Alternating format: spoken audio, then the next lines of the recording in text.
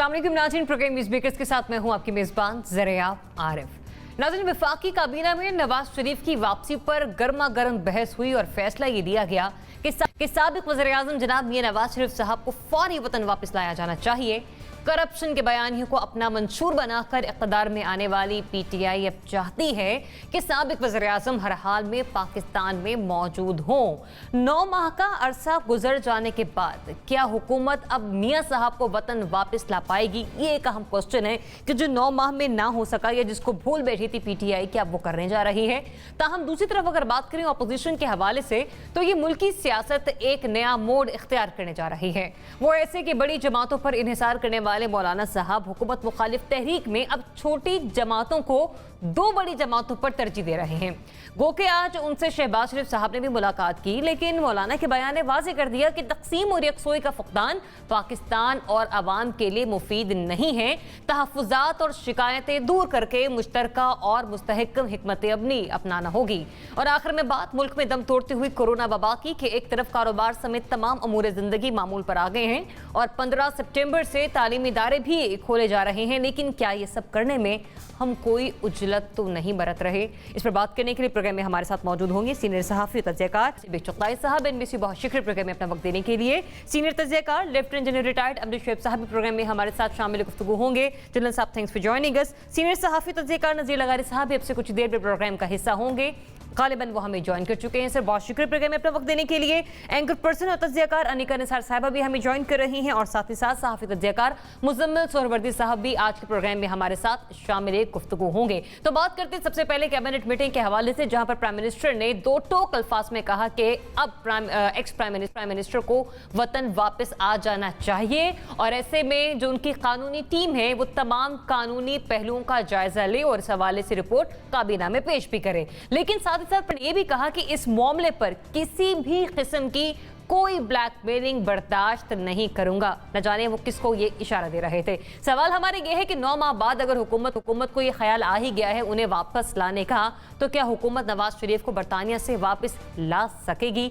नासिर चुग़ताई साहब, हमने गुज़िश्ता 2 रोज़ पहले भी इस बारे में बात की थी कि बरतानिया के रूल्स बहुत अलग हैं पाकिस्तान की निस्बत, स्पेशली अगर हम लोग पोलिटिकल शख्सियात के हवाले से बात करें। लेकिन प्राइम मिनिस्टर ने कहा कि किसी किस्म की कोई ब्लैकमेलिंग नहीं चलेगी, हर कानूनी पहलू का जायजा लिया जाए। तो ला सकेंगे ये लोग एक्स प्राइम मिनिस्टर को वतन वापस? देखिए, prime minister full on attack पर है और बस उनका बस नहीं चल रहा कि वो खुद जहाज़ में जाएं और हथकड़ी डाल के उनको लेकर आ जाएं। लेकिन इतना सब कुछ आसान नहीं, जैसे हमने उस दिन बात की थी, वो गलती भी आपकी थी।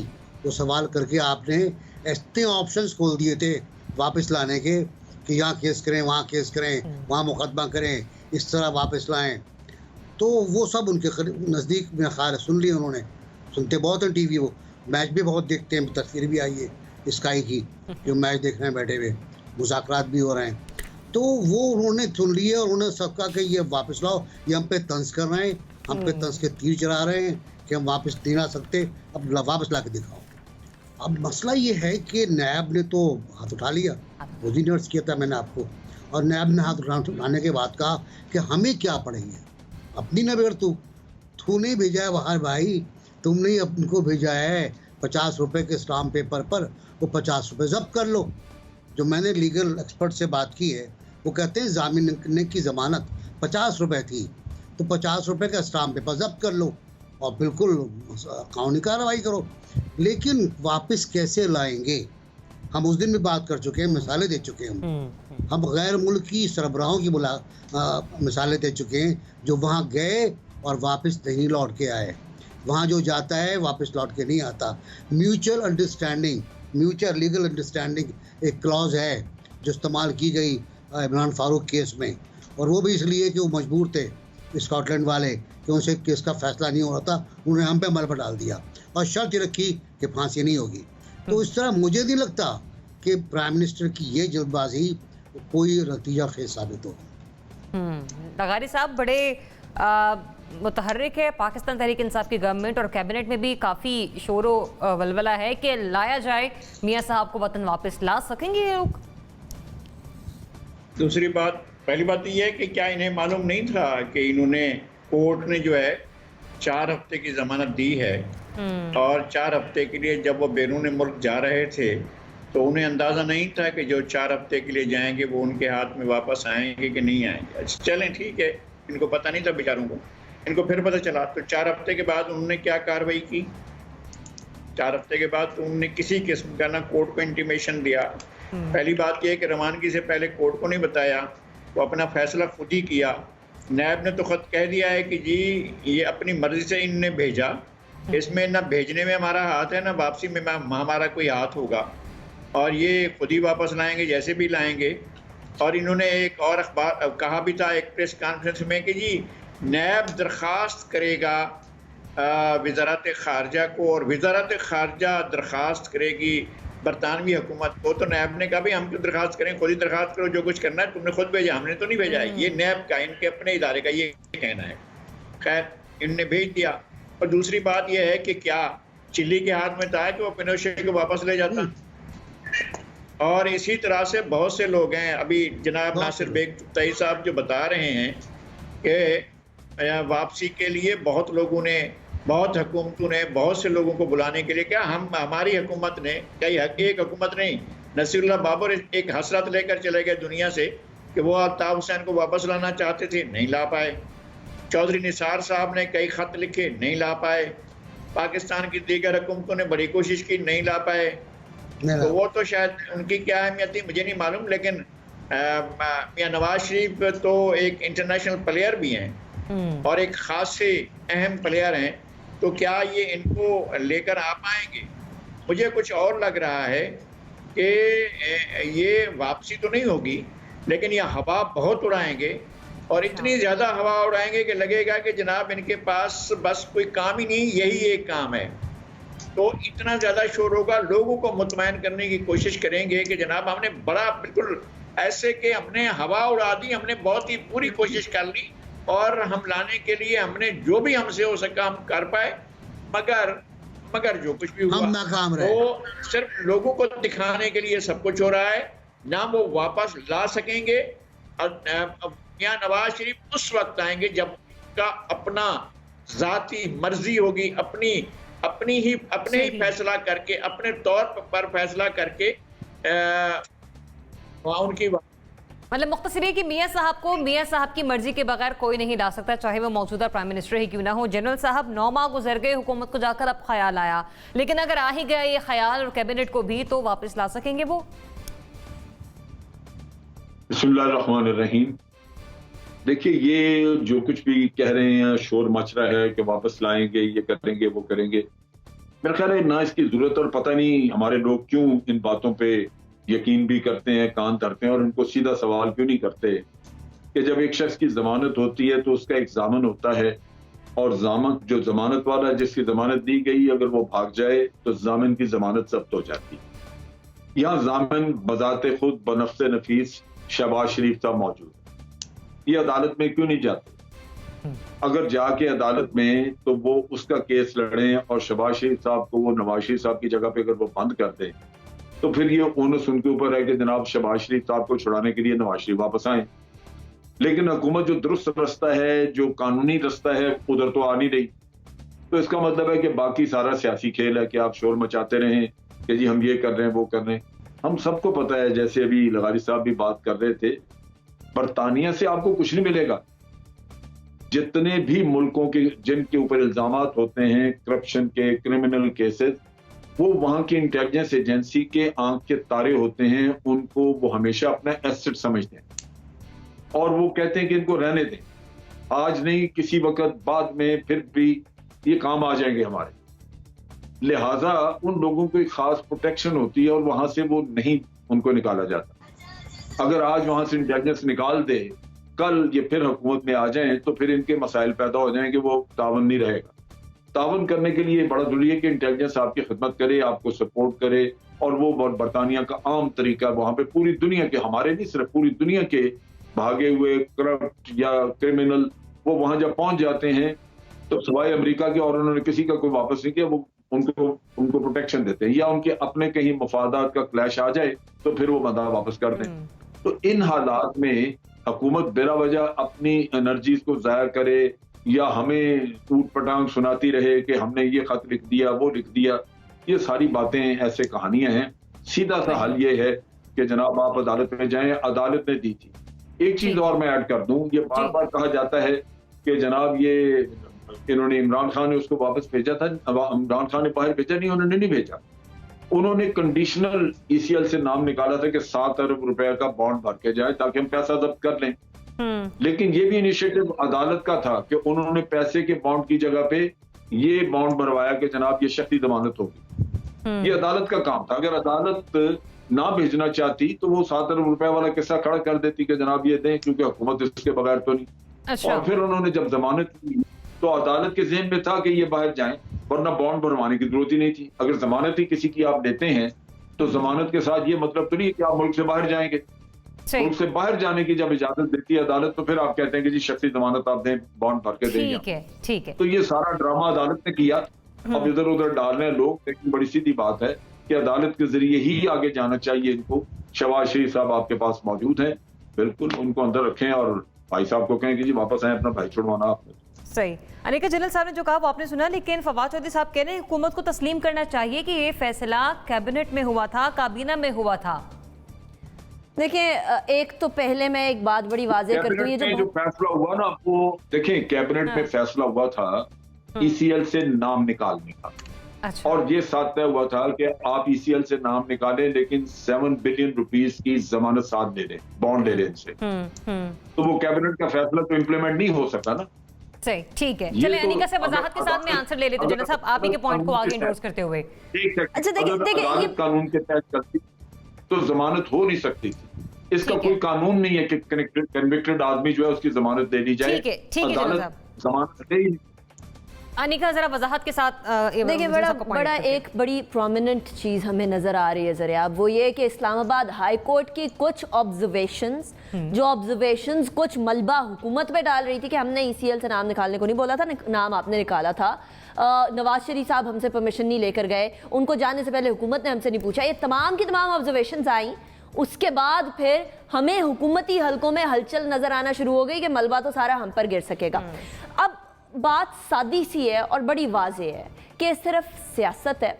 नवाज शरीफ साहब को वापस लाना अभी हुकूमत के बस की बात नहीं है। मैं वाज़ेह अल्फाज में इसलिए कह रही हूँ क्योंकि नवाज शरीफ साहब को भेजने में इमरान खान साहब बिल्कुल भी रजामंद नहीं थे, लेकिन उनको भेजने में मेरे ज़राए के मुताबिक कुछ फॉरेन प्लेयर्स ने बड़ा अहम किरदार अदा किया और उन फॉरेन प्लेयर्स के कहने पर इमरान खान साहब को नवाज शरीफ साहब को एक सेफ पैसेज देना पड़ा। अब वो फॉरेन प्लेयर्स ऐसे हैं कि जिनको हम नाराज़ करना अफोर्ड नहीं कर सकते। ये पाकिस्तान के डिप्लोमेटिक रिलेशनशिप्स की बात आ जाती है, तो यहाँ एक शख्स को छोड़ के अगर पाकिस्तान के वसीतर मफाद के अंदर कोई मुल्क पाकिस्तान से अच्छे रवाबित बनाए रखता है तो मुझे नहीं लगता कि इमरान खान साहब सवाए ये कि थोड़ी हलचल कर ली, थोड़ी सी ज़बानी जमा खर्च कर ली, थोड़ा सा ज़रा ये इंप्रेशन दे दिया कि देखें हम तो लाने की पूरी कोशिश कर रहे हैं, इसके अलावा मुझे नहीं नज़र आता कि नवाज शरीफ साहब को वापस लेकर आया जा सके। नहीं तो अगर वापस लेकर लंदन से वापस लेकर आने की बात होती तो वो शख्स जो पाकिस्तान के खिलाफ नारे लगाता रहा, वो शख्स जो पाकिस्तान के अंदर इंतशार फैलाता रहा, क्या उस शख्स को वापस नहीं लेकर आया जा सकता था? नवाज शरीफ साहब तो वहां बेल पर गए ना, उनको तो लेकर आना हुकूमत की जिम्मेदारी है, इसमें कोई शक की बात नहीं है, लेकिन लेकर आना उसकी कॉम्प्लिकेशंस, क्या ये वाकई में इमरान खान साहब और उनकी हुकूमत की फेवर में भी बात होगी या नहीं होगी, ये एक अहम सवाल है। और मेरी नज़र में अभी नवाज शरीफ साहब को वापस लेकर आना पाकिस्तान तहरीक इंसाफ की अपनी हुकूमत की फेवर में भी नहीं है। So I don't think in near future Nawaz Sharif sahab को वापस लेकर आएगी हुकूमत। वो खुद आए तो आए, हुकूमत नहीं लाएगी। सोहरवर्दी साहब, ले आएगी ये हुकूमत? बात यह है कि इस वक्त हुकूमत ये इशू क्यों बना रही है। देखें ना, कैबिनेट के इजलास नवाज़ शरीफ और मरीम नवाज़ पे हो रहे हैं। भाई मुल्क के मसाइल ख़त्म हो गए हैं। ये हमारी काबीना जो है ये नवाज़ शरीफ और मरीम नवाज़ पर 8-8 घंटे बहस करेगी, बाकी पाकिस्तान जो है उनके लिए इम्पॉर्टेंट ही नहीं रहा। मैं तो हैरान हूँ, कैबिनेट फोरम में इसको डिस्कस करने का लॉ मिनिस्ट्री का और इंटीरियर मिनिस्ट्री का एक छोटे से एसओ लेवल का काम है। अगर लाना भी है, ख़त भी लिखना है, कैबिनेट की सतह की बात है। मेरे ख़्याल में मुल्क में एक कौमी इत्तफ़ाक़ राय पैदा हुआ है फेटफ पे और आर्मी एक्ट की वोटिंग पे, जिसमें जो पीटीआई है उसके लिए ख़तरे की घंटियां बज गई हैं, क्योंकि पहले 1.5 साल तो पीटीआई को ये लगा कि वो अकेले ही ब्लू आइड बॉय हैं पाकिस्तान की इस्टेब्लिशमेंट के और पाकिस्तान के कौमी सलामती के इदारों के।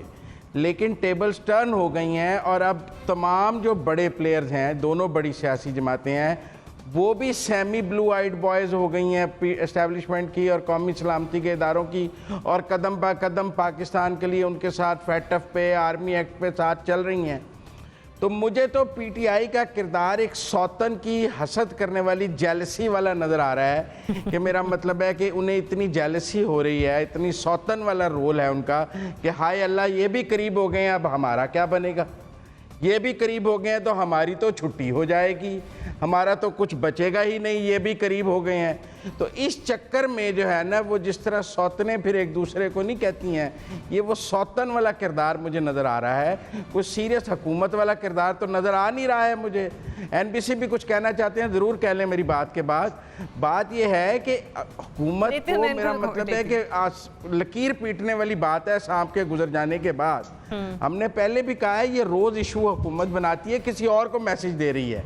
जिनके साथ मिलकर नवाज शरीफ को भेजा था, मुझे लगता है उनसे लड़ाई हो गई है, इसीलिए एक मुशीर के मुंह से महकमा ज़राअत निकल गया, फिर सारी रात माफ़िया मांगते रहे। फिर शाह महमूद ने पहले सऊदी अरब के ख़िलाफ़ तकरीर कर दी आर्मी चीफ के दौरे से पहले, फिर बाद में माफ़िया मांगते रहे, वजाहतों की प्रेस कॉन्फ्रेंस। मुझे कहीं डिसबैलेंस नज़र आ रहा है हुकूमत के अंदर, मुझे कहीं हुकूमत कंफ्यूज और उसके ज़हनी तनाव में नजर आ रही है। वुज़रा, मशीर और प्राइम मिनिस्टर सख्त डिप्रेशन में नजर आ रहे हैं, मतलब इसलिए ये इशू बनाया जा रहा है। हमें उसको एड्रेस करने की जरूरत है, नवाज शरीफ इशू नहीं है। सही, मतलब आप कह रहे हैं कि हुकूमत खुद अपने अंदर बहुत सारी चीज़ों को लेकर उलझी हुई है, इसलिए ये मसला लेकर बाहर आ गई है और हुकूमत में इतनी कैपेसिटी नहीं है कि वो मियां साहब को वतन वापस ले आए। एनबीसी ये शॉर्ट कमेंट प्लीज, फिर मुझे अगले सवाल की तरफ। बहुत कंट्राडिक्शन गवर्नमेंट के अंदर मौजूद है, कैबिनेट के अंदर मौजूद है, इस बात पे मौजूद है किस तरह भेजा गया। ये कहता है मैंने तरस खा के भेज दिया, ये कहता है नहीं हाथ उठा के रायशुमारी हुई थी इसलिए भेज दिया गया। मैं जनरल साहब की बात का बड़ा एहतराम के साथ इख्तलाफ करूंगा कि शहबाज शरीफ को इस केस पे गिरफ्तार कर लिया जाए, वो गिरफ्तार नहीं हो सकते इस केस के अंदर। उनका 50 रुपए का जो मुचलका है खासा बड़ा हैवी, वो जब्त हो सकता है, मुचलके जब्त होते हैं, जमानतें जब्त होती हैं। वो 50 रुपीज 50 रुपए का कागज है, 50 रुपए का स्टाम्प पेपर है, लेकिन वो 50 रुपए उसमें लिख के शख्सी जमानत दी हुई उन्होंने। सर मैंने दी हुई जमानत मुचलके की, मैंने पैसे पे किए, मैंने, मुझे पता है। अच्छा, दूसरी बात ये कि जो एक तकरीर थी न्यूयॉर्क की, वाशिंगटन की, प्राइम मिनिस्टर की, वो तो बड़ी शानदार थी ना। एक बादशाह ने मुझसे कहा कि इनको रिहा कर दो, मैंने कहा मैं रिहा नहीं करूंगा, कितने ही बादशाह आ जाएं। तो अब कितने बादशाह आ गए? 4 बादशाह, कितने बादशाह रह गए? ट्रम्प के बादशाह या रमी के बादशाह, कितने? चलिए ठीक है, पॉइंट आपका again NBC clear cut point आ गया। और इस उसके साथ के गारंटियर यहाँ पर मौजूद हैं, उनको जवाब बनाकर हुकूमत अदालत में जाए और कानूनी रास्ता इख्तियार करे, लेकिन हुकूमत वो कानूनी रास्ता छोड़कर सियासी खेल रचा रही है और इतनी कैपेसिटी नहीं रखती कि वो मियां साहब को वतन वापस ले आए। बात करते हैं अब मौलाना फजल रहमान साहब के हवाले से, जिनका पहले के हवाले से सारे का सारा जोर और सारे की सारी जो सपोर्ट थी वो 2 बड़ी जमातों को लेकर थी, अपोजिशन की PMLN और पाकिस्तान पीपल्स पार्टी। लेकिन अब मौलाना ने उन पर इन्हिसार करना छोड़ दिया है। मुलाकात किया शहबाज शरीफ साहब से, लेकिन इसके बावजूद उन्होंने कहा कि पहले छोटी जमातों से मुशावरत करेंगे, उसके बाद कोई फैसला करेंगे। मौलाना ने क्या कहा, जरा सुनिए। होगा और फिर सबकी मुशावरत के साथ हम चाहेंगे कि मुस्लिम लीग नून भी और पाकिस्तान पीपल्स पार्टी भी दोनों के साथ हम राब्ता करें, ताकि बाहरी मुशावरत के साथ हम एक मुश्तरका लाए अमल और मुश्तरका हिकमत अमली की तरफ आगे बढ़ सकें। अब 27 अगस्त को मौलाना ने एक इजलास बुलाया है तमाम छोटी जमातों का। 10 छोटी जमातें हैं, जिसमें JUI है, ANP है, PMA है, जमीयत अहले हदीस है, JUP, कौमी वतन पार्टी, यहाँ तक कि हुकूमत से अलग होने वाली जमात BNP मैंगल भी इजलास का हिस्सा होगी। लेकिन नहीं होंगे तो पाकिस्तान पीपल्स पार्टी और पाकिस्तान मुस्लिम लीग नून। नासिर भी चुगताई साहब, पीपल्स पार्टी और नून लीग से मौलाना का एतमाद उठ चुका? देखिए, मौलाना को शिकायतें बहुत हैं, बहुत शिकवे हैं, और वो हम कहते हैं ना कि हमजा और लगारिस हम समझेंगे इस बात को, और नखरा वो नज़र आ रहा है ये मोहब्बत करने वालों में होता है। मोहब्बत करने वाला जब किसी से शिकायत करता है तो शिकायत का अंदाज यही होता है कि जो हम तुमसे नहीं बोलते। अच्छा, ये ना बोलने वाला जो होता है ना, ये बोलने वाली बात होती है। चुनाचे फ़ोन पर बात हुई नवाज शरीफ साहब से, आज मुलाकात भी हो, फ़ोन किया कल शहबाज शरीफ ने कि मैं आपकी गलतफहमी दूर करना चाहता हूँ। तो उसके बाद ये हुआ कि हुई फ़ोन पे, आज मुलाकात हुई। मुलाकात में मौलाना ने कंसीड कर लिया कि वो छोटी पार्टियों की APC नहीं बुलाएंगे, बल्कि बड़ी APC होगी और उसके लिए कोशिशें होंगी। शिकायतें कुछ दूर हो गई, कुछ और दूर हो जाएंगी और खुल जाएंगे 2-4 मुलाकातों में। मुझे नहीं लगता कि मौलाना फजलुर रहमान बड़ी पार्टियों से दूर जाएंगे, क्योंकि उनका मुफाद बड़ी पार्टियों के साथ वाबस्ता है। अगर बड़ी पार्टी इक़्तिदार में आती हैं तो उन्हें कुछ हिस्सा मिलने का इम्कान है। छोटी पार्टियाँ, बलूचिस्तान में अगर मैंगल साहब आते हैं तो एक छोटी मिनिस्ट्री मिल जाएगी, क्या होगा। सिंध में उन्हें कुछ मिल नहीं सकता, पंजाब में कोई हालात ऐसे नहीं हैं कि उन्हें कुछ मिल जाए, इल्ला ये कि इमरान खान उनके किसी सेनेटर को वज़ीर बना दें, जो हो नहीं सकता। तो मेरा ख्याल ये मौलाना के पास वही रास्ता है एक, कि आप वापस जाएं, नवाज शरीफ से बात करें, शिकायत करें, गिले करें, डांट पड़वाएं शहबाज शरीफ को, और उसके बाद आप वही जाके बैठ जाएं APC के अंदर, जो हो जाएगी। सही, मतलब रूठने मनाने का ये अमल है, इससे ज़्यादा आप कहने कुछ नहीं। लगारी साहब, मौलाना साहब के अलावा जो दीगर जमातें हैं उन्हें भी शिकवा है कि दोनों जमातें बाहर बैठकर हुकूमत मुखालिफ बातें करती हैं, लेकिन असेंबली में जाकर वोट दे देती हैं और कानून पास करवा लेती हैं। क्या मौलाना का एतमाद उठ गया इन दोनों से? असल में मौलाना शायद किसी और मामलात की तरफ देख रहे थे, लेकिन ये दोनों हुकूमतें जो हैं उनको ये तो पता है ना कि वो प्लेयर हैं और मेन प्लेयर हैं। उनको ये अंदाज़ा है कि एक जमात नहीं तो दूसरी जमात तो इक़्तिदार में भी आने वाली है, और बाज़ दफ़ा बहुत सी चीज़ें इस वजह से भी की जाती हैं कि हम मेन प्लेयर हैं और मेन प्लेयर्स को बहुत से फरुआत में नहीं पड़ना चाहिए, बुनियादी चीज़ों की तरफ जाना चाहिए कि ये मामलात सेटल हो जाते हैं तो फिर हम आगे बढ़ेंगे। बात यह है कि इन्होंने एक ट्रस्ट बिल्ड करने की कोशिश की है। ये तो शायद ज़्यादा बेहतर बता सकेंगे जनरल अमजद शुएब साहब कि ट्रस्ट किस तरह से रिस्टोर होता है या किस तरह से रिस्टोर हुआ है। लेकिन एक बात तो तय है ना कि इन दोनों बड़ी जमातों ने जिस तरह से आर्मी एक्ट में ताउन किया, उसका जो उसमें तो हुकूमत ने तो बिल्कुल इनिशिएट नहीं किया ना। हुकूमत की तो मर्जी के बिल्कुल बरक्स हुआ है। हुकूमत ने बल्कि कोशिश ये की कि दोनों जमातों को इस मामले में साथ न लिया जाए, ताकि ये शायद एक्ट पास ना हो, या ये कि वो कोई और फैसला करना चाहें तो वो भी कर लें, या ये कि वो नोटिफिकेशन ना करना चाहें तो ये भी कर लें। इस तरह की बातें भी होती रही हैं। और लेकिन ये कि दोनों जमातों ने इस मामले पर एक ऐसा स्टैंड लिया जिसके बारे में अमूमी तवक्को नहीं की जा रही थी, या बल्कि खुद हुक्मरान जमात भी इस बात की तवक्को नहीं कर रही थी, कि बल्कि वो इश्तियाल दिला रही थी दोनों पार्टियों को, और उनके सेनेटर्स, उनके बड़े बड़े लोग जो है वो इन दोनों को कहते हुए रहे थे कि ये तो चोर हैं, इनसे हम थोड़ी कहेंगे कि हमें वोट दो या आइन में तब्दीली करो, इनको तो हम नहीं कहेंगे, और ये तो चोर हैं, खुद बड़े चोर हैं, हम चोरों के साथ क्यों बात करेंगे। उस वक्त बात हो रही जब आइन में तरमीम की बात थी। फिर बाद में ये हुआ कि जनाब जो हाई हिरार्की है उस बात पर रज़ामंद होगी कि जी आर्मी एक्ट के जरिए काम चल सकता है, तो ठीक है, उन्होंने आर्मी एक्ट में तरमीम के लिए दोनों जमातों की हिमायत हासिल की। अब इनके पास कोई चारा नहीं था कि ये बिल ले आते, ये बिल आए तो एक्ट हो गया। तो उसके बाद ये फिर जमातों ने कहा कि जी ठीक है, ये कौमी मफाद का मामला है, मुल्क ग्रे उसमें पड़ा हुआ है, हम ग्रे लिस्ट से कहीं ऐसा ना हो कि ब्लैक लिस्ट में चला जाए, बाद में इन्हीं में से किसी को आकर संभालना है ना, मुल्क तो इन्हीं के पास आएगा। तो इसलिए इन्होंने कहा कि नहीं जी, हम जो हैं वो हम तो अगर मुल्क FA उसमें जाता है, ग्रे लिस्ट से ब्लैक लिस्ट में जाता है, तो हम इसको सपोर्ट नहीं करेंगे। हमारे लिए जो भी कानून साजी करनी हो, अगर से कानून साजी उनके ही खिलाफ इस्तेमाल की जा रही है, लेकिन उन्होंने जो है वो कानून साजी में हिस्सा लिया और कहा कि ठीक है, आप आते हैं तो आप बनाएं, बिल पेश करें और हम इसका साथ देते हैं। अभी भी बहुत सी चीजें ऐसी हैं। उनकी नाराजगी कहाँ पे स्टैंड करिए लगारी साहब? एतमाद, वही मेरे सवाल की तरफ कि एतबार उठ चुका उनका। ये सारी बातें टैक्टिस हैं, मौलाना भी टैक्टिस के तहत चल रहे हैं। मौलाना को भी पता है कि वो मियां नवाज शरीफ के बगैर या दूसरी सूरत में आसिफ जरदारी साहब के बगैर सियासत के अंदर सर्वाइवल के उसमें नहीं होंगे, उनको इस बात का अंदाजा है। ठीक है, लेकिन वो मौलाना बाकी साहब की अपोजिशन को सर्वाइवल अपने की जंग इन दोनों बड़ी जमातों और उनके कायदीन और सरबराह के बगैर मुमकिन नहीं लगा। ऐसा पॉइंट ऑफ व्यू आपका आ गया। जनरल साहब बताइएगा, अब एतबार करके देखा, ठेस पहुंची, एतमाद उठ चुका है या नहीं अभी भी है? नहीं, मसला एतमाद का नहीं है। मौलाना को गालिबन एहसास हुआ है अपनी कम मायगी का, अपनी हैसियत का, अपनी कमजोरी का, कि बड़ी जमातें तो मुख्तलिफ मामला में उनसे मशावरत भी नहीं करती रही। ये वोटिंग के मामले में उन्होंने कभी मशावरत तक नहीं की। और दूसरी तरफ ये है कि बड़ी जमातें नारे बहुत लगाती हैं, लेकिन उनको सबको अपनी अपनी हैसियत का पता है। PMLN की मुश्किल ये है कि अगर मियां नवाज शरीफ बाहर हैं तो यहाँ कैंपेन चलेगी कैसे? शहबाज शरीफ साहब के तो मिजाज में ये चीज गालिबन नहीं है, वो चला नहीं सकेंगे।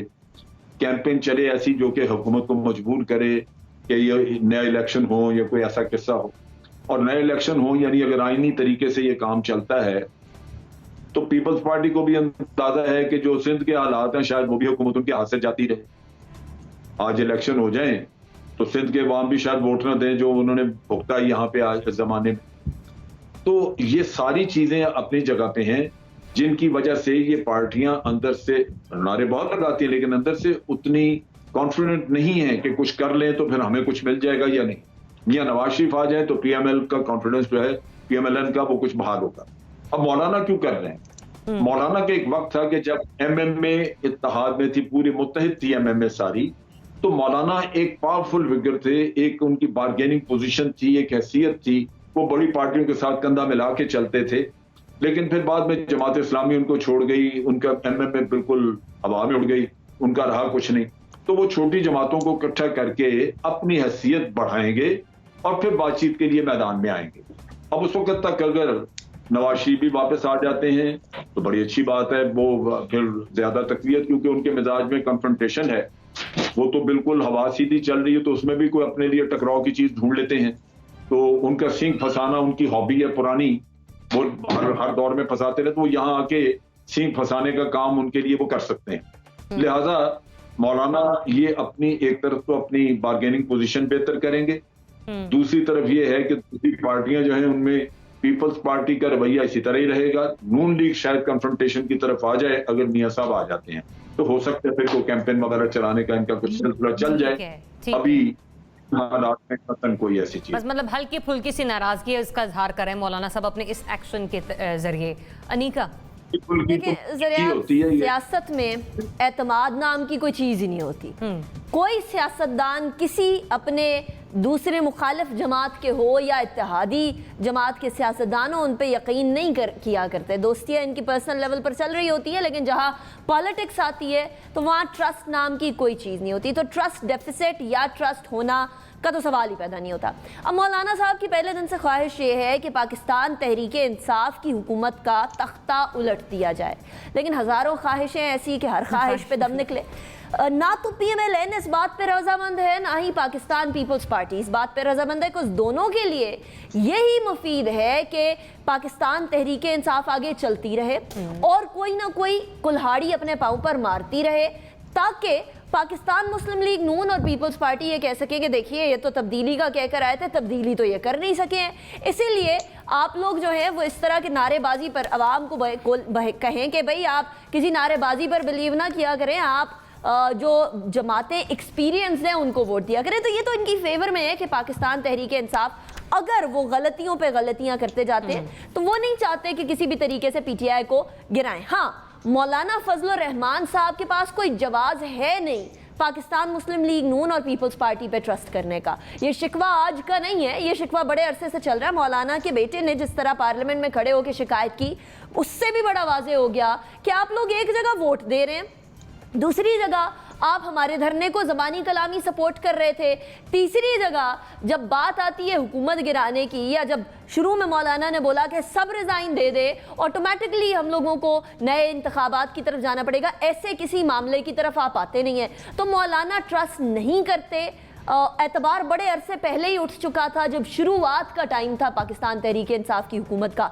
अब मौलाना जो हैं वो बेसिकली अपनी इंपॉर्टेंस बढ़ाने के लिए ये शिकवे शिकायत कर रहे हैं, जिसको PMLN भी अंडरस्टैंड करती है, पाकिस्तान पीपल्स पार्टी भी अंडरस्टैंड करती है, और मौलाना की सिचुएशन को अपने एडवांटेज के लिए इस्तेमाल करना भी वो बहुत अच्छे तरीके से जानते हैं। लेकिन यहां मुझे ऑपोजिशन उस तरह से यकजा होते हुए नजर भी नहीं आ रही है। ठीक है। जिस तरह अभी जनरल साहब ने भी कहा कि अगर छोटी जमातों या चाहे बड़ी जमातें, बिल्कुल बिल्कुल इकट्ठी होते हुए नजर नहीं आ रही है। छोटी जमातें इकट्ठी हो भी जाएं तो उससे कोई फर्क नहीं पड़ेगा जब तक PMLN और पीपल्स पार्टी नहीं इकट्ठी होती है। और अभी जनरल साहब ने कहा कि जब तक नवाज शरीफ साहब वापस नहीं आते तब तक कन्फ्रंटेशन जो है पॉसिबल नहीं है। दिस इज एग्जैक्टली वाई जो मैंने अपने पिछले जवाब में कहा था कि अभी PTI की हुकूमत के लिए भी बेहतर है कि नवाज शरीफ साहब बाहर ही रहें। तो एतमाद तो उठ चुका है, मियां नवाज शरीफ साहब भी अभी बाहर बैठे हुए हैं, कन्फ्रंटेशन भी कोई नहीं होनी, या थोड़ी बहुत मौसीकी चलती रहेगी। सरवर्दी साहब बनेगा कह रही पॉलिटिकल इंपॉर्टेंस दिखाना चाह रहे हैं मौलाना साहब अपनी, वाकई ऐसा है या फिर एतमाद उठ चुका मौलाना के इन दोनों जमातों से? नहीं, मैंने तो पहले भी आपसे के एक प्रोग्राम में एक दिन कहा था कि मुझे नहीं लगता कि मौलाना, नून और पीपल्स पार्टी के दरमियान कोई गैप है। बेहतरीन अंडरस्टैंडिंग के साथ तीनों जमातें चल रही हैं। मौलाना को जिस डायरेक्शन में लेकर वो दोनों जमातें चाहती हैं, वो चाहती हैं कि मौलाना का पोस्चर एजिटेशन का और एक मेरा मतलब है सख्त वाला रहे, और वो साथ नरम रवैये के साथ उनके साथ चलती रहें। इतनी नाराज़गी हो तो मुलाकातें बंद ना हो जाएं, इतनी नाराज़गी हो तो 24 घंटे में मुलाकातें हो जाएं, शाम को फ़ोन करूँ और अगले दिन दोपहर मुलाकात हो जाए। इस तरह का सियासी माहौल तब भी होता है जब बेहतरीन अंडरस्टैंडिंग हो। जो आपने छोटी जमातों का कहा, ये भी अपोजिशन की ख्वाहिश है कि जो बाकी जमातें सारी मिल गई हैं वो भी उनके साथ APC में शरीक हो जाएं। और अगर दोनों बड़ी जमातों ने कहा है कि ये काम पहले मौलाना ख़ुद कर लें बाकी जमातों के साथ बात, और फिर APC में उन सब को बुला लेंगे, तो ये भी मेरे ख्याल में कोई ऐसी दोनों बड़ी जमातों के हक़ वाली बात है कि वो एक लार्जर अपोजिशन अलाइंस के लिए अगर मौलाना काम कर रहे हैं। क्योंकि इन दी एंड तो फ्रूट जाके नून और पीपल पार्टी की प्लेट में ही आना है ना। जब इकट्ठे बैठेंगे तो बड़ी जमातों का अपना वज़न तो मौजूद होगा। तीसरी बड़ी जमात मौलाना फजलुर रहमान है, पार्लिमानी अददी अक्सरियत से उन्होंने अपनी, मुझे पहली बात तो ये ना कोई एतमाद का फुकदान नज़र आ रहा है, ना कोई डिस्ट्रस्ट वाली बात नज़र आ रही है।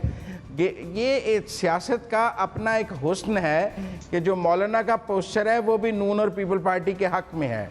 वो मौलाना को दिखाकर दूसरी तरफ बारगेन कर लेती हैं, उनको फ़ायदा होता है। मौलाना को भी इस बात से कोई सरोकार नहीं है कि अगर उनके धरने से जरदारी साहब और नवाज शरीफ की ज़मानत हो गई, अगर वो आज़ादी मार्च ना लाते तो कहाँ होनी थी ये ज़मानतें और कहाँ जाने थे लंदन। तो बात ये है कि ये मिलकर चल रहे हैं, और मैं अब भी समझता हूँ कोई डिस्ट्रस्ट नहीं है।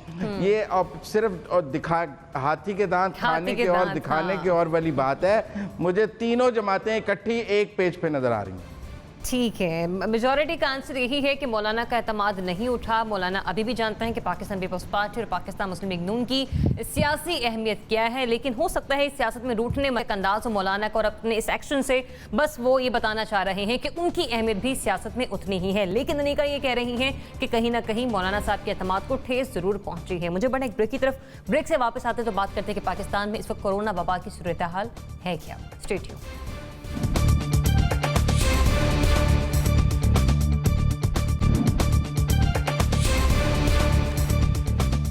Welcome back. नाज़रीन, पाकिस्तान में कोरोना वबा की सूरत हाल दिन ब दिन बेहतर होती चली जा रही है, और ऐसे में अगर हम केसेस के हवाले से बात करें तो तादाद 2,93,711 है, जिसमें तकरीबन 95% जो पेशेंट्स थे कोरोना के वो सेहतयाब हो चुके हैं। और इस हवाले से ये बताया जा रहा है कि 6,255 अफराद का इंतकाल हुआ है। लेकिन जो सूरत हाल हम देख रहे हैं पर डे केसेस के हवाले से और अमवात का तसलसल भी अगर हम देखें तो ग्राफ खुशकिस्मती से नीचे की तरफ आ रहा है। लेकिन अगर हम ओवरऑल बात करें तो क्या कोरोना के मामले पर खुद को कबल इस वक्त खुशकिस्मत समझना कहीं हमारी कोई गलत फहमी तो नहीं है? नासिर चुगताई साहब, 15 सितंबर से स्कूल्स भी खुलने जा रहे हैं, कारोबार ज़िंदगी मामूल पर आ चुके हैं। अमूर ज़िंदगी हम ओवरऑल देखें तो ज़िंदगी का पहिया अपनी जानिब रवां दवा है। हमने इसको बहुत जल्दी तो नहीं ले लिया इस फैसले को कि हाँ हम निकल गए इस खतरे से बाहर? कोई गलत फहमी तो नहीं हमारी? देखिए, बहुत से मुल्कों में जहाँ कोरोना ख़त्म हो गया है वहाँ स्कूल बंद हैं, स्कूल के कॉलेज बंद हैं। वहाँ पर उन्होंने कुछ यूनिवर्सिटीज़ खोली हैं, डिपार्टमेंट्स खोले हैं, कुछ जहाँ चंद लोग होते हैं स्कॉलरशिप वगैरह पर उनको पढ़ा रहे हैं, बाकी सब बंद हैं। इंडिया में सब बंद है और वो कहते हैं इस पर हम गौर भी नहीं कर रहे हैं स्कूल खोलने पर। दूसरे ये कि किसी भी मुल्क ने सिवाय न्यूजीलैंड के फतेह का ऐलान नहीं किया था। चीन ने भी फतेह का ऐलान नहीं किया था, ये कहा था कि हम निजात पा चुके हैं इससे। न्यूजीलैंड को दोबारा अटैक भुगतना पड़ा। स्पेन में दोबारा बहुत ख़तरनाक वापसी हुई है, ख़तरनाक मैं कह रहा हूँ। इटली वाले फिर परेशान हैं। अमेरिका तो आप समझ लें कि पता नहीं किसकी आकन उसको आ लगी है कि वहाँ पर 900 से कम मर ही नहीं रहे। अच्छा, हमारे अल्हम्दुलिल्लाह बहुत कम हुआ है, बहुत अच्छी तरह हमने कम किया है। किस तरह कम किया है हम सब जानते हैं। अगर अल्लाह ताला की मदद हासिल ना होती तो हमने तो सब कुछ बिगाड़ के रख दिया था। तो ये जो कमी है इसको कतई तौर पर ना लें। ये फाइनलिटी नहीं है। ये अभी जब तक एक भी मरीज़ मौजूद है और जब तक एक भी मरीज़ मौजूद है उस वक्त तक आपको ये ख़तरा मौजूद रहना चाहिए। अस्पतालों में अगर लोग रिलैक्स हैं डॉक्टर्स तो बहुत अच्छी बात है, लेकिन वो कहते हैं हम दूसरे हमले के लिए तैयारी कर रहे हैं। आप अंदाज़ा लगाएं, अब तो क्योंकि हमारे डॉक्टर की तो राय लोग मांगते भी नहीं हैं, समझते भी नहीं उस राय को, वो तो अपने फैसले खुद करते हैं। तो वो बहरहाल वो तैयार हैं और वो कह रहे हैं कि दूसरा हमला होता है, हर जगह पे हुआ है। और तीसरी बात ये, मैं एक आर्टिकल पढ़ रहा था, मुमकिन है मखाना लगे आपको, कि अफ्रीका और एशिया में इसकी तादाद कम क्यों है। तो वो कहते हैं जो खाने खाते हैं उनमें जो मसाले पड़ते हैं असल में वो जड़ी बूटियाँ दवाएँ होती हैं जो इम्यूनिटी में इजाफा करती हैं। इसको जिस तरह चाहे ले लें आप, BCG ले लें आप, हमारे लिविंग स्टैंडर्ड ले लें आप, हमारी गंदगी कीचड़ ले लें आप, हमारी कच्ची बस्तियाँ ले लें, हम सुपर इम्यून हो चुके हैं।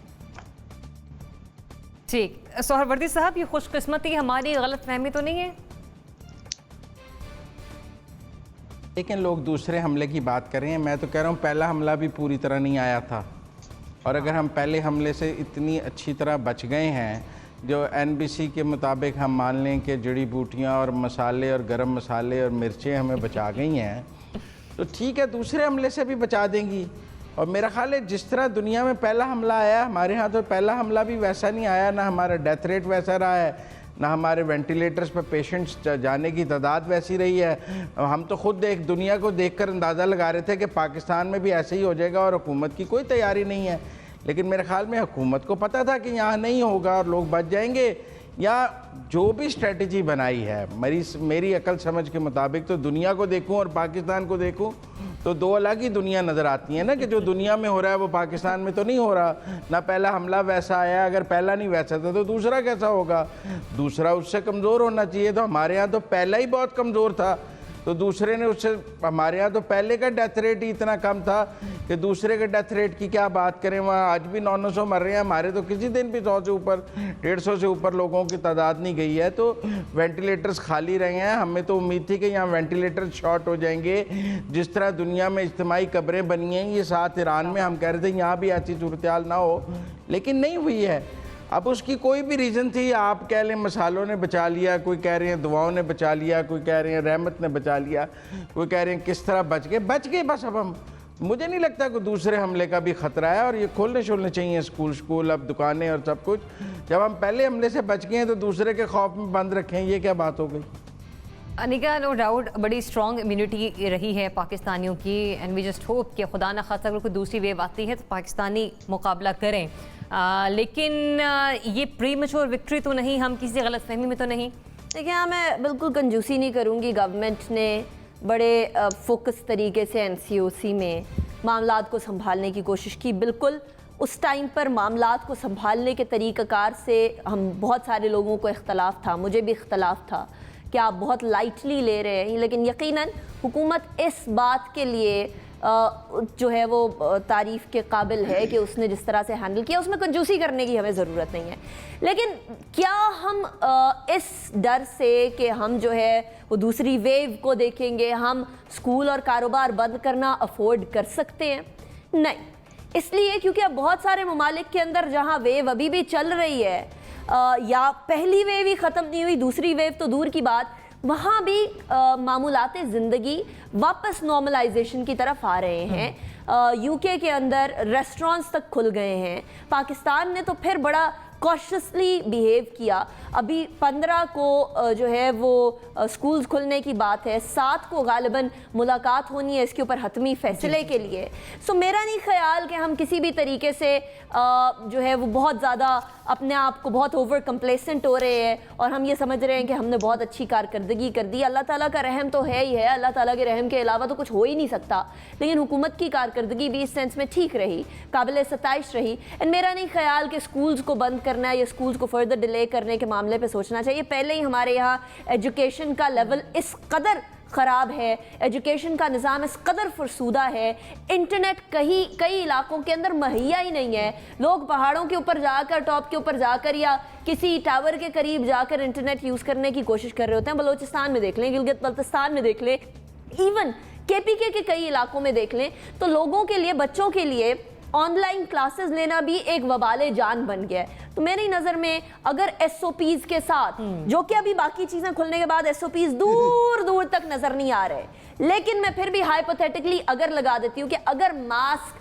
हैंड सैनिटाइजर के इस्तेमाल और सोशल डिस्टेंसिंग के साथ स्कूल्स खोले जाएं तो उसमें कोई मुज़ाहका नहीं, लेकिन खुदा के लिए SOPs के निफाज को मेक श्योर करें। जनरल साहब, कोई है गलतफहमी यहाँ पर या नहीं, सब ठीक है? देखिए ज़रियाब, एक चीज वाज़ेह है कि जो हमने कंट्रोल सेंटर बनाया वो दुनिया में मेरे नहीं ख्याल कि किसी और जगह ये कॉन्सेप्ट मौजूद था, और उसमें सबसे इम्पोर्टेंट चीज ये थी कि आप अपने वीक स्पॉट्स आइडेंटिफाई करते रहे ऑन डेली बेसिस, और वहां पे आप जाके तो ये स्मार्ट लॉकडाउन जैसे हम कहते रहे या लोकल लॉकडाउन, ये हमने काम किए। मैं समझता हूं कि बड़ी हद तक डिजीज के लिए काम बड़ा अच्छी तरह किया गया, और आप देखिए कि मेडिसिन वगैरह इनकी सप्लाई, जो इंजेक्शन बाहर से 2 किस्म के मंगवाए गए, उसके साथ साथ आप देखिए कि यहाँ पे जो प्लाज्मा है उसके ट्रांसफर का इंतजाम यहाँ पे बड़ा वसी पैमाने पे किया गया। बहुत सारा कुछ ऐसा है, प्रोटेक्टिव इक्विपमेंट वगैरह का देखें, बाद जो कोई शिकायत थी लेकिन बिलुमूम लोगों को मिलता रहा, तो बहुत सारे अच्छे काम भी किए हैं। अगर आप इन चीजों को देखें तो दुनिया आपको एक सक्सेस स्टोरी समझ रही है, बहुत सारे मुल्क आपको मुबारक भी देते हैं और इसके ऊपर स्टडी कर रहे हैं कि जी पाकिस्तान में ये हुआ कैसे कि ये इतना बड़ा लो लेवल पे चला गया।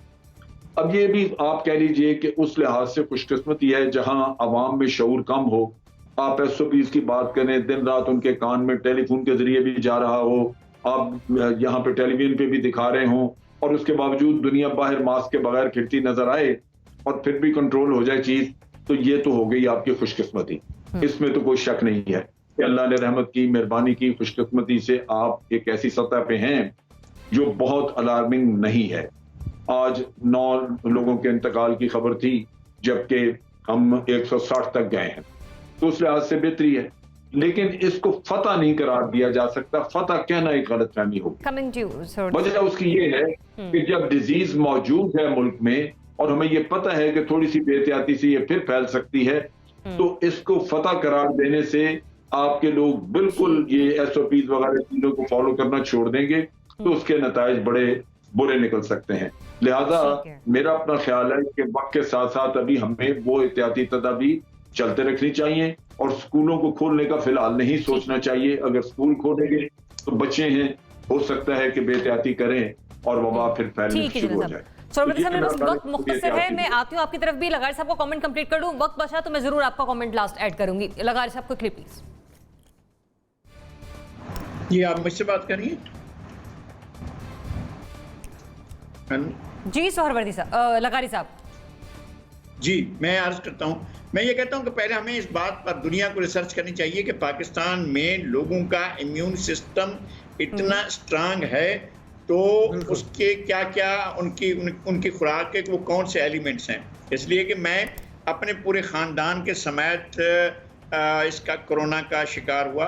जनाब नासिर बेग तई साहब ये भी कोरोना में पॉजिटिव हुए, मेरा पूरा ख़ानदान हुआ और हम लोग ने जितना एहतियात हो सकती थी वो भी की, लेकिन कोई सिम्टम्स नहीं थे हमें और हम पॉजिटिव हो गए थे। हम में से 3-4 घर के लोग ऐसे हैं जिनको कोई सिम्टम्स नहीं हुए, 1-2 को हुए थे लेकिन वो भी 1-2 दिनों के लिए हुए और वो फिर ठीक हो गए थे।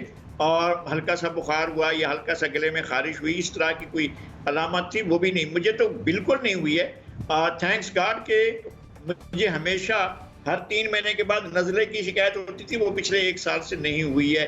तो ये था या तो विल है या स्ट्रांग हमारी इम्यूनेशन हमारा इम्यून सिस्टम है, और या फिर ये है कि जैसे सब दोस्तों ने कहा है, अल्लाह ताला का करम है आपके ऊपर कि एक इतनी बड़ी वबा को आपने उसका मुकाबला किया है, और मुकाबला करने में एहतियात भी की गई हुकूमत की। ठीक है, हम कहते हैं कि जी हुकूमत ने भी अपनी तरफ से कोई किरदार अदा किया है, लेकिन असल में लोगों का immune system point of view आपका आ गया। Sorry to interrupt you. Pakistan में सूरत हाल वैसी नहीं रही, जाते जाते मैं यही कहूंगी, लेकिन जैसे कि दीगर मगरबी ममालिक की बात करें और पड़ोसी मुल्क भारत की बात करें तो पाकिस्तान के हालात बहुत बेहतर रहे हैं, लेकिन फिर भी आपने एहतियात का दामन हाथ से नहीं छोड़ना है। इजाजत दी, अल्लाह हाफिज़।